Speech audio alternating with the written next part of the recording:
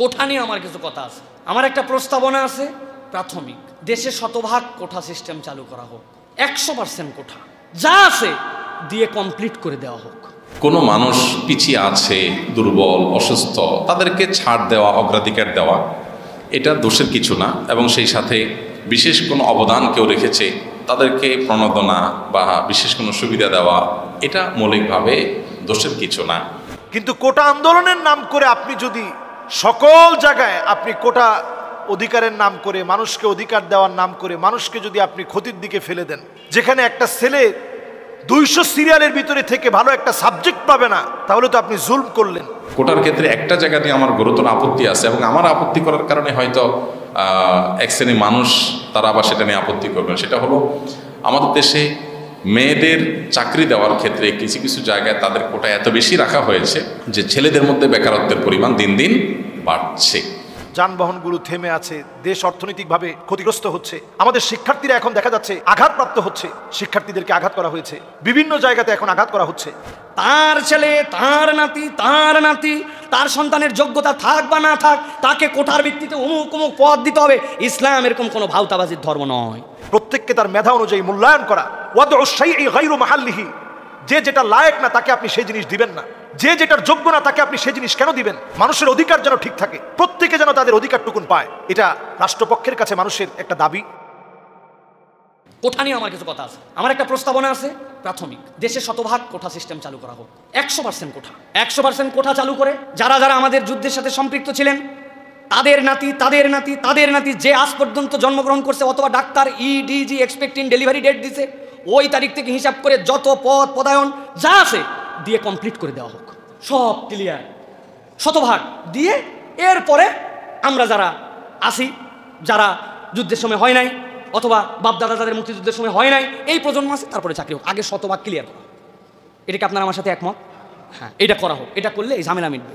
আর এটা যদি না করেন, তাহলে কতকগুলো বিষয় আছে প্রিয় ভাইয়েরা, খুব চিন্তার বিষয়, ভালো করে খেয়াল করেন। সেটা হচ্ছে, মুক্তিযুদ্ধকে আমরা সম্মান করি, তাহলে এখন যারা কোঠার আন্দোলন করতেছে তাদের কাছে আমরা কি দীক্ষা দিলাম? তাদের কাছে আমাদের এই চেতনার কি ধারণাটুকু দিলাম যে তারা মুক্তিযোদ্ধার সন্তানদের এটার বিরোধিতা করতেছে?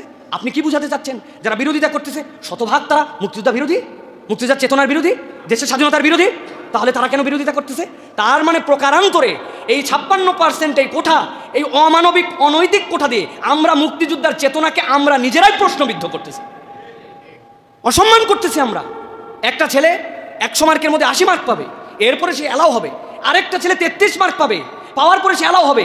মেধার জায়গায় তো আমি আমার দেশকে শূন্য করে দিচ্ছি, আমি তো ওই জায়গায় দাঁড় করাতে পারছি না। হ্যাঁ, বিশ্বের অনেক দেশে আপনি বলবেন, উদাহরণ দিবেন, সব স্টাডি আমার কাছে আছে। বিশ্বে আমাদের পরে সবচেয়ে বেশি কোঠা পদ্ধতি মালয়েশিয়া, 55%। কিন্তু কারণ কি? মালয়েশিয়ায় 3টা জাতিগোষ্ঠী আছে, চাইনিজ মালয়, ভূমিপুত্রা, আরেকটা ইন্ডিয়ান মালয়। ওদের মধ্যে ক্লাশ বেঁধে যাবে, এই জন্য সিস্টেম করে তাদেরকে কোঠা দেওয়া হয়। কিন্তু কোঠা মানে এইরকম নয় তুই 100-র মধ্যে 80 পাইলে তুই চান্স, আর তুই 33 পাইলেই চান্স, এরকম নয়। ওখানে একটা মেধার মানদণ্ড নির্ধারণ করা আছে। কিন্তু আমাদের এটা একদম একটা অযৌক্তিক, হাস্যকর রূপে দাঁড়াইছে। এটা আমাদের জন্য অনৈতিক। 2 নম্বর বিষয় প্রিয় ভাইরা, এই যে আমরা দেখতে পাচ্ছি আমাদের যে সন্তানরা, আমরা যারা কোঠা পদ্ধতিতে যাদেরকে বলতেছি, এটার দ্বারা আমাদের কি হচ্ছে? প্রিয় ভাই, প্লিজ আপনারা এইগুলো বিষয় ভাববেন। একটা ছেলে মাস্টার্স পাস করার পরে, এটা নতুন করে চেঞ্জ হয়েছে, মাস্টার্স পাস করার পরে প্রাইমারির চাকরি পায়। আর একটা মেয়ে ইন্টারমিডিয়েট রেজাল্ট হয় নাই, আবেদন করলে প্রাইমারির চাকরি পায়। আপনি কি মনে করেন একটা ছেলে বিশ্ববিদ্যালয়ে মাস্টার্স করার পরে তার যে যোগ্যতা, কোয়ালিফিকেশন, তার যে ওজন, তার যে মনন, তার যে মেধা, তার যে ভীষণ, তার যে মিশন, একজন ইন্টারমিডিয়েট পাস করা মেয়ের সেটা সম্ভব?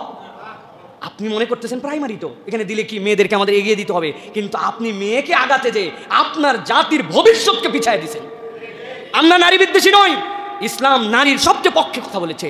ইসলাম নারীকে যে ইজ্জত দিয়েছে, ইজ্জত কিয়ামত পর্যন্ত কেউ দিতে পারবে না। কিন্তু আমরা না ভেবে এই সকল বুমেরাং সিদ্ধান্ত দিয়েছিলাম, 10 বছর নিয়োগ হয়েছে, ওইগুলো 50 বছর খেদমত করবে, 36 বছর। নতুন করে সিদ্ধান্ত নিয়ে আমি চেঞ্জ করলাম, অনার্স পর্যন্ত আনলাম। কিন্তু যে পয়জন ঢুকে গেল, ওই পয়জনকে আপনি কীভাবে দূর করবেন? এই জন্য আমাদের এই বিষয়গুলা সুদৃঢ় সিদ্ধান্তে আমাদের জাতিকে এগিয়ে নেওয়ার ক্ষেত্রে অগ্রগামী হতে হবে। এই কোটা বিরোধী বা পক্ষে নয়, বরং এটাকে সমন্বয় করে আমাদেরকে এগিয়ে যাওয়ার জন্য, এই দেশকে এগিয়ে নেওয়ার জন্য চেষ্টা করতে আল্লাহ বোঝার তৌফিক দান করেন।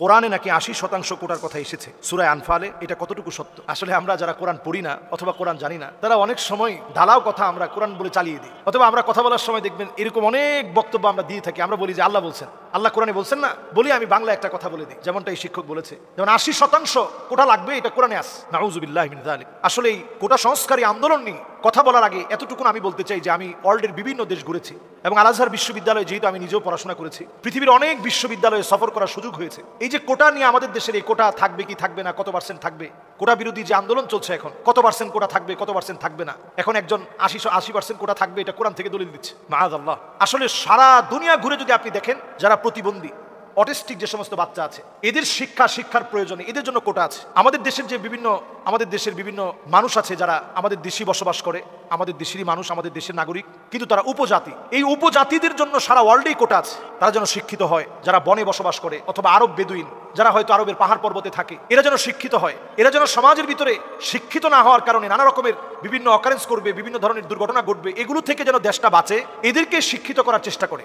আমাদের হিজরা যারা আছে, এদের জন্য ওয়ার্ল্ডের বিভিন্ন জায়গায় এদের জন্য কোটা আছে। এরাও পড়াশোনা করবে, এরাও চাকরি করবে, এদের চাকরির সুবিধা থাকবে, এই জাতীয় কোটা হতে পারে।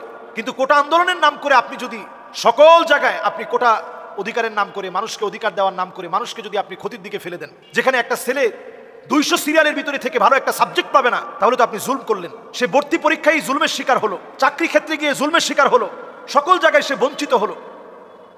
তাহলে এই বিষয়টা অবশ্যই আমাদের ভেবে নেওয়া উচিত। আমাদের হাইকোর্টে যেহেতু এই বিষয়টা এখনো পেন্ডিং আছে, বিচারাধীন বিষয়, আমরা বলবো যে এই বিষয়টা আপনারা অবশ্যই ভেবে দেখবেন।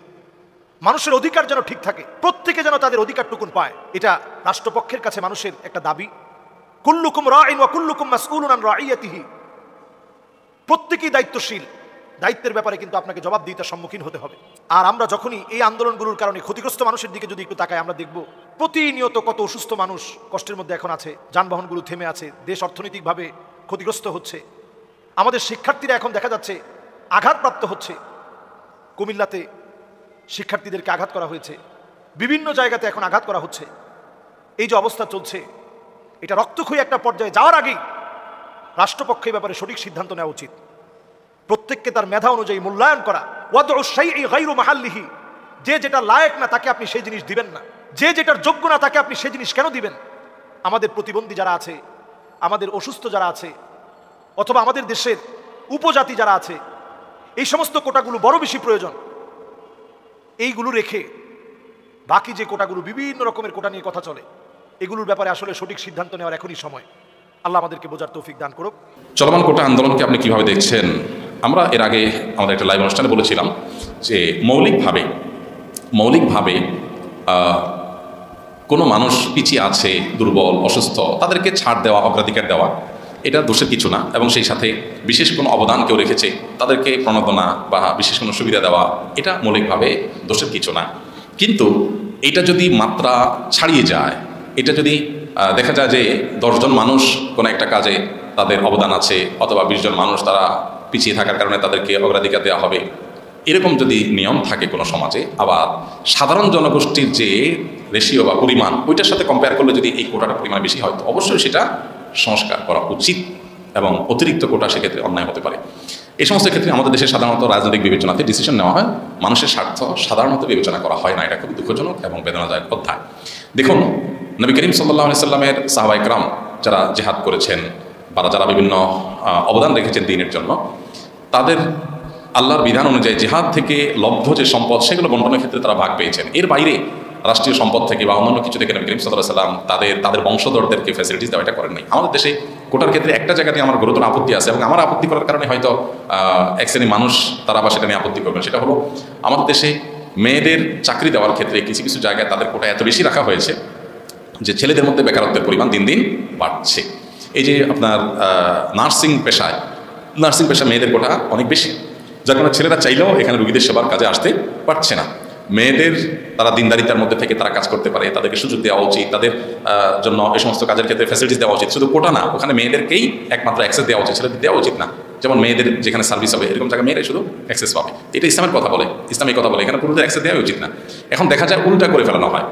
তো এই কাজগুলো অনুচিত। বিশেষ করে মেয়েদেরকে অতিরিক্ত কোটা দিতে গিয়ে দেখা যায় পুরুষদের মধ্যে, ছেলেদের মধ্যে শত শত হাজার হাজার যুবক তারা রাস্তা রাস্তায় ঘুরছে, তাদের কোনো কর্মসংস্থান হচ্ছে না। একজন মেয়ে তিনি যদি ডিভোর্সি হন, তিনি যদি কোনো কারণে নির্যাতিতা হন, বা তিনি কারণে পিছিয়ে পড়া থাকেন বা অভাবী থাকেন, তার চাকরির দরকার হয়, তিনি চাকরি করবেন। আবার ওই যে বললাম মেয়েদের সার্ভিস রিলেটেড বিষয়গুলোতে মেয়েরাই সার্ভিস দিবেন, এগুলো ঠিক আছে, ইসলাম এগুলোর সাথে কোনো ইসলামের কোনো বিরোধ নেই। কিন্তু যেখানে জেনারেল জগৎ, সেখানে আপনি কোটা করে ছেলেদেরকে আপনার পিছিয়ে রাখবেন, তো এই ছেলেটা কী করবে? তারা সন্ত্রাসের দিকে যাবে, মাদকের দিকে যাবে। কাজে যদি ব্যস্ত থাকে তাহলে সাধারণত অপরাধ প্রবণতা মানুষের মধ্যে এতটা থাকে না। তো এই জন্য কোটার ক্ষেত্রে সংস্কার জরুরি হয়ে পড়ে, যদি কোটা এই অযৌক্তিক রেশিওতে থাকে অবশ্যই। বাকি মৌলিকভাবে তারা দোষে কিছু